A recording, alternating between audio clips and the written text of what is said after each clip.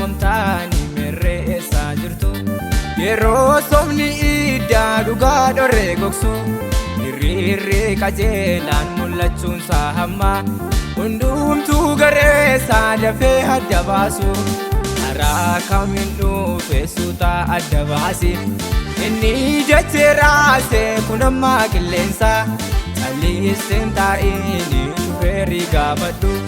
Doni nirajir tu esati siyesa Malik idanno ikate Noltun kare Kiristosi Naftis dalatanu sante Ati kotunu Mosesi Ija kalota bebani Aye owarra dabatu Undu kare falla gore Samud kenyanum bogotu Aye Arkasani kulla irre lola gubadiru mano atinu lolasi una isanu jiru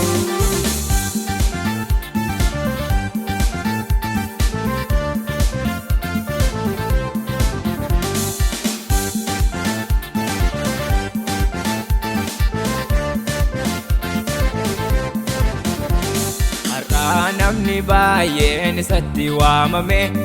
ergaamaaf kaachuu saadagate dhaabata isaa dura caalaa hunduu daagii ta'e sabni yoo maal jedhan dammaa qarree laatai sansaalatan ceetne lubbuutti mareera seexaanni saamuudhaaf yeroo qophaa'ummaa si'aasa lafaatiin sammuu isaanii qabe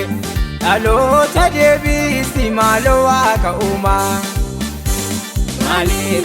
idanno ikate Noltun kare Kiristosi Naftis dalatanu samte Ati kotunu Mosesi Ija kalota mebani Baye owarra dabatu Undu kare falla gore Samun kenyanum bogotu Baye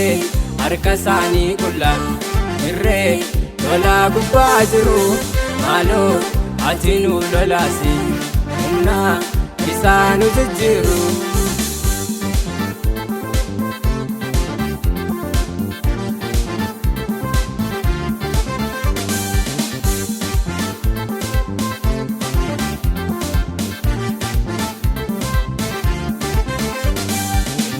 Sama irra gadi darbatame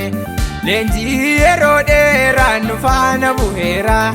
Turaa ummarraattis lollee hajal qabu Lenji isaan hundumaa akeekkachiiseera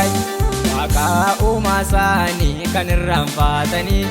Daandii sodaachisaa gubbaarra dhaabatu Eegii morkataan keessi galaafachuufi Ripesi eeggatam tasawuf hindagatu Malik idanno ikate Noltun kare Kiristosi Naftis dalatanu sante Ati kotunu Mosesi Ija kalota mebani Baye owarra dabatu Undu kare falla gore Samun kenyanum bogotu Baye Arkasani kulla irre lola gubadiru malo atinu lolasi una isanu jiru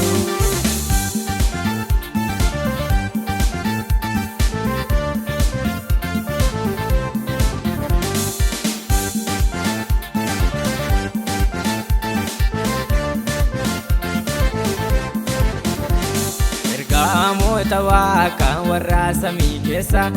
bitaa galummaatiin fudhatee gadhuufe ammeessituun keenyas murtee du'aa baate lubbuuf kiyyoo maaraam har'aasitti hufe Humnoota dukkaanaa warra samii keessa balaali'uu wajjin wallaansoo wal qabna. Dhugaan mudhii keessaan hidhadhaa dhaabadha.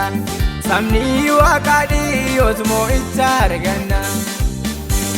Maaliif hidhannoo hiikkate loltuun garee Kiristoosii laftis dhalataa nu saamte ati kottuu nu moosisi. Ijaa dhaloota meeqani baay'ee owwaarra dhaabatu